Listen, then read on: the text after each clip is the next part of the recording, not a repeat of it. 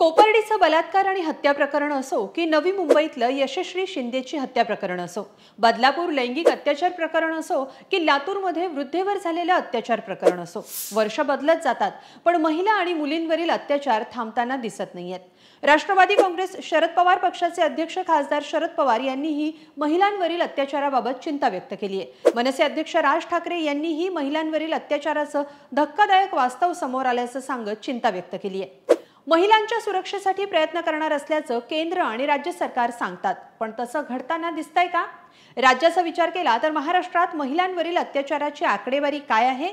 National crime record ब्युरोच्या आकडेवारीत महिलांवरील अत्याचाराचं वास्तव समोर आलंय।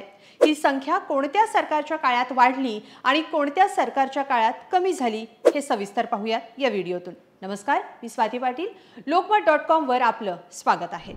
देशासह राज्यात दररोज महिला अत्याचाराच्या घटनांमध्ये वाढ होताना दिसते, पण राज्याचा विचार केला तर गेल्या काही वर्षात महिला अत्याचाराचं प्रमाण नेमकं काय आहे हे लक्षात येईल। त्यासाठीची आकडेवारी आपण पाहणार आहोत। गेल्या काही वर्षात राज्यात सरकारमध्ये उलथापालथ झाल्याचं आपल्याला माहिती आहे। महाविकास आघाडी आणि महायुतीच्या काळात महिला अत्याचाराची आकडेवारी काय आहे हे सांगणारी नॅशनल क्राइम रेकॉर्ड ब्युरोची आकडेवारी समोर आली आहे। नॅशनल क्राइम रेकॉर्ड ब्युरोच्या आकडेवारीनुसार राज्यात गेल्या 3 वर्षात म्हणजे 2020 ते 2023 या काळात महिलांवरील अत्याचाराची आकडेवारी ही दर दिवशी सरासरी 100च्या आसपास असल्याचं दिसून येते। केवळ कोरोनाचा काळ सोडला तर दर दिवशी 100हून अधिक महिलांवर अत्याचार झाल्याचं रेकॉर्ड ब्युरोच्या आकडेवारीत दिसून येते। ग्राफिक्सच्या माध्यमातून पाहूया कोणत्या वर्षी किती गुन्हे घडले। गेल्या 3 वर्षातल्या अत्याचाराचा आलेख पाहिला तर वर्षभरात महिला अत्याचाराच्या किती घटना घडल्या आणि त्याची दर दिवसाची सरासरी किती होती हे लक्षात येईल। 2020 मध्ये 31,701 घटना घडल्या। ही आकडेवारी प्रतिदिन सरासरी 88 इतकी होती। 2020 मध्ये कोरोनाचं संकट आलं होतं, त्यामुळे हा लॉकडाऊनचा काळ होता। पुढे 2021 मध्ये 39,266 घटना घडल्या, ज्याची प्रतिदिन सरासरी 109 इतकी आहे। 2022 साली जानेवारी ते जून या काळात 22,843 घटना घडल्या, ज्याची दर दिवसाची सरासरी 126 इतकी आहे। तर मवियाचं सरकार जाऊन महायुतीचं सरकार आल्यानंतर जुलै ते डिसेंबर या काळात 20,830 घटना घडल्या, ज्याची दर दिवसाची सरासरी 116 इतकी आहे। 2023 मध्ये यात वाढ झाल्याचं दिसून आलं, कारण 2023 या वर्षात 45,434 इतक्या महिला अत्याचाराच्या घटना घडल्या, ज्याची प्रति दिवसाची सरासरी 126 इतकी आहे। मुंबईत बाललैंगिक अत्याचार तुलनेने कमी असल्याची दिलासादायक बाब आहे। मुंबईबाबत विचार केला तर पोक्सोच्या अंतर्गत कलम 4 आणि 6 अंतर्गत बलात्काराचे गुन्हे नोंदलेले कमी झालेले आहेत। लॉकडाऊनच्या काळात सुद्धा मुंबईत 2020 मध्ये 445 बलात्काराच्या गुन्ह्यांची नोंद झाली आहे। 2021 मध्ये हा आकडा 524 होता। 2022 मध्ये ही संख्या 615 वर गेली, तर 2023 मध्ये ती कमी होऊन 590 वर आली। लक्षात घेण्यासारखी गोष्ट म्हणजे 18 वर्षांवरील मुलींच्या विनयभंगाच्या गुन्ह्यांची संख्या कमी झालेली दिसून येते।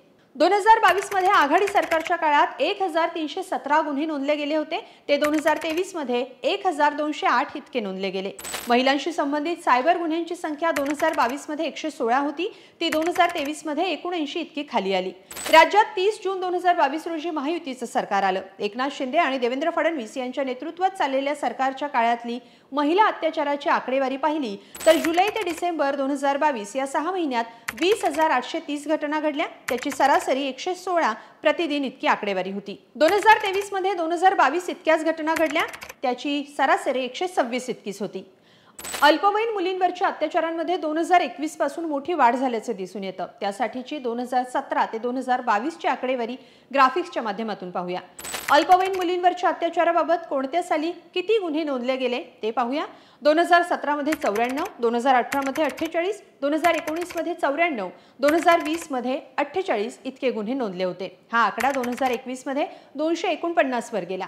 2022 मध्ये ही संख्या 332 इतकी होती। एकंदरीत बलात्कार, अपहरण, अत्याचार, हुंडाबळी, विनयभंग, लैंगिक अत्याचार, अनैतिक व्यापार, कौटुंबिक, कामाच्या किंवा सार्वजनिक ठिकाणी महिलांना अत्याचाराला सामोरं जावं लागत असल्याचं या आकडेवारीतून स्पष्ट होत आहे।